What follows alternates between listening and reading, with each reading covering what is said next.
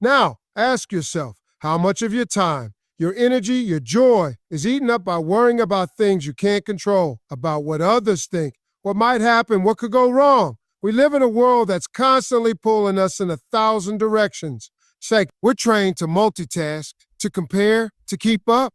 But here's the truth. You don't have to worry about everything else. In fact, you shouldn't. One of the hardest lessons to learn and one of the most freeing is understanding that no matter how much we try, we can't control everything. We can't control other people's opinions.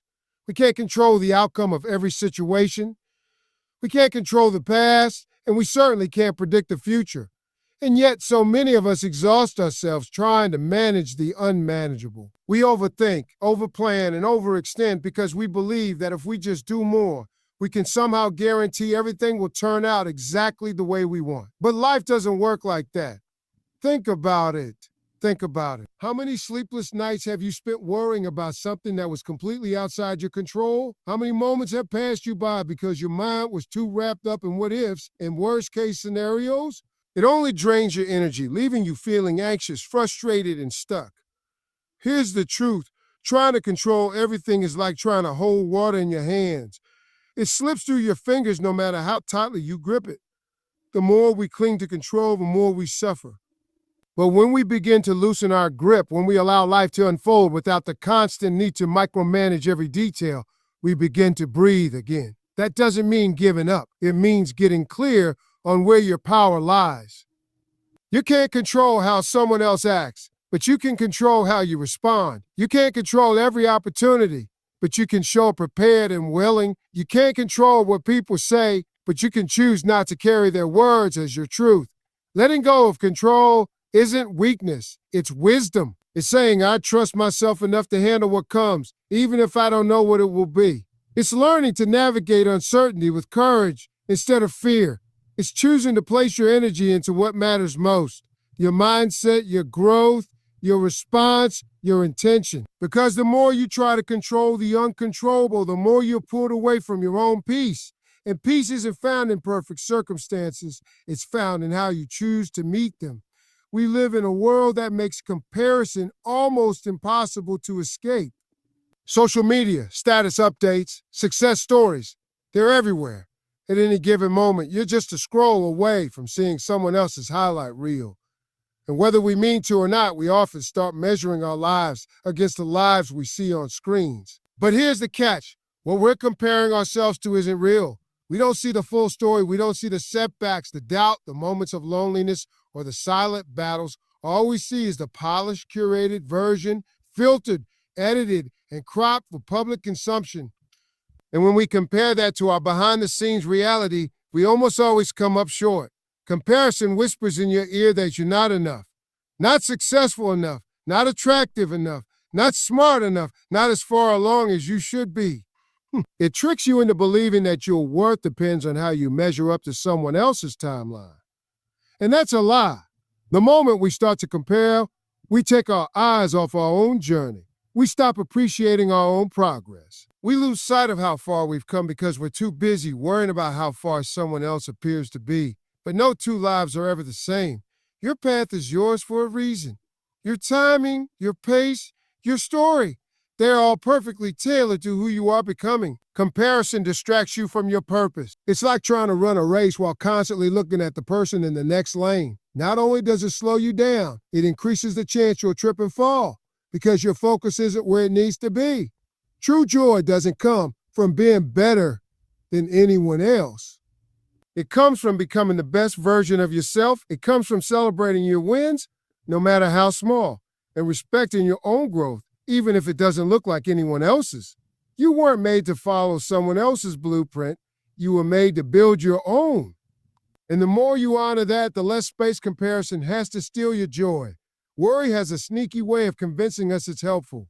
It shows up like it's doing us a favor, keeping us alert, preparing us for every possible outcome, protecting us from disappointment.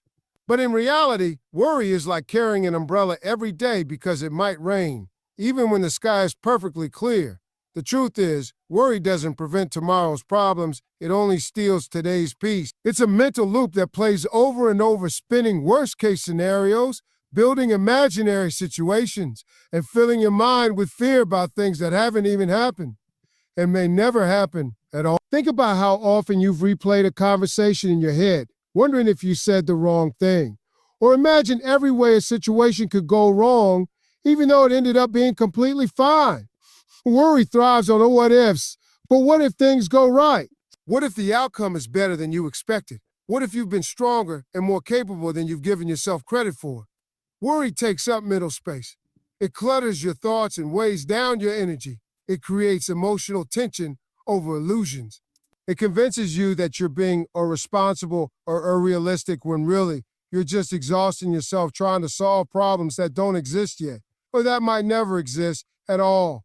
And here's the irony. When you constantly worry, you're living through the same stress twice, once in your mind and again if the situation ever actually happens.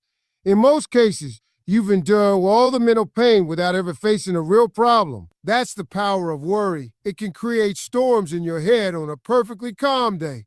What worry really reveals is not the truth of a situation, but the stories we tell ourselves about our ability to handle it. When we dig beneath the surface, we often find that what we're truly afraid of isn't the situation itself.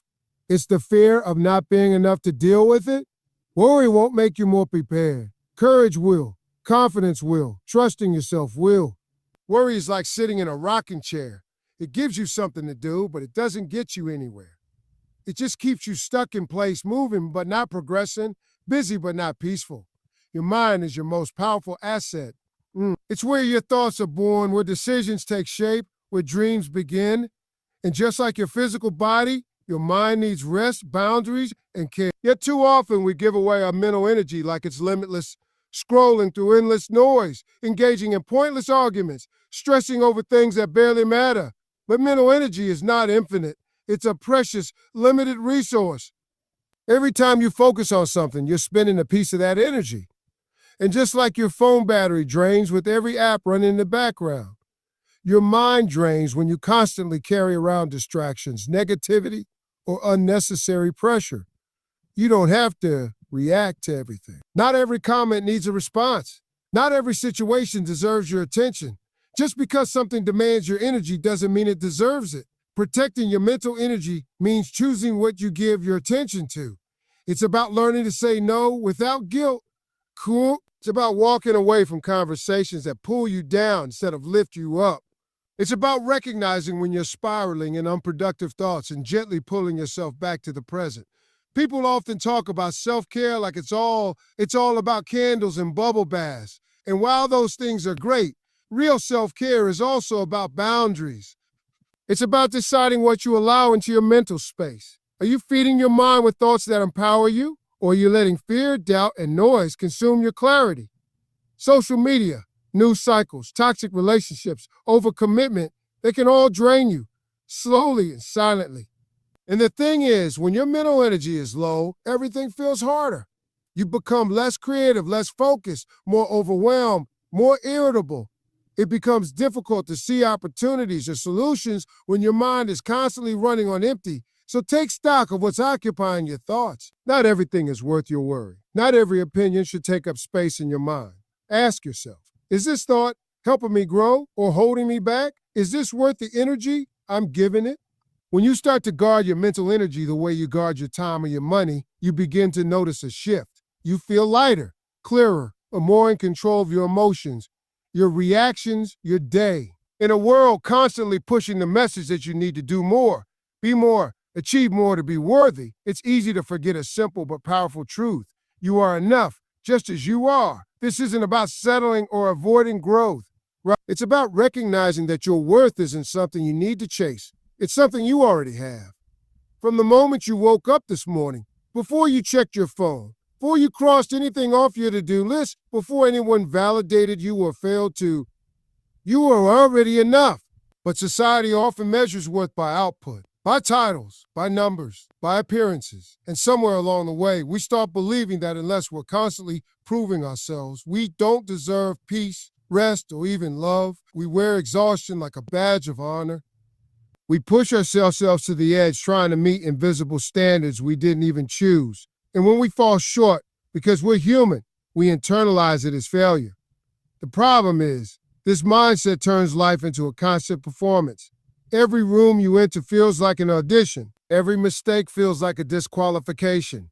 And joy becomes conditional, something you can only allow yourself to feel after you've accomplished enough. But the truth is, you don't have to earn your right to exist with purpose, with dignity, with value. You are not a project that needs to be constantly fixed. You are a living, breathing person with a unique story, a heart that beats, a mind that grows. And that alone is enough. Yes, you'll evolve. Yes, you'll improve and push towards your goals, but not because you're lacking, not because you're broken, but because growth is a natural expression of love for yourself, not punishment for being imperfect. When you embrace the idea that you're enough as you are, something incredible happens. You stop basing your identity on your achievements or the opinions of others. You begin to approach challenges with more courage because you're no longer terrified of failing your way out of worth. You start being kinder to yourself, gentler. You celebrate small wins and you allow rest without guilt. You realize that your value doesn't rise and fall with your productivity. And when you truly know that you're enough right now in this moment, you don't just survive, you start to live. Fully, authentically, freely. We often hear it. Be present, live in the now. But in practice, how often are we truly here, in this moment, fully aware, fully engaged? Most of us are living everywhere but the present. Our minds drift to regrets of the past or fears of the future. We replay old conversations, analyze decisions we can't change, or anticipate problems that may never arise.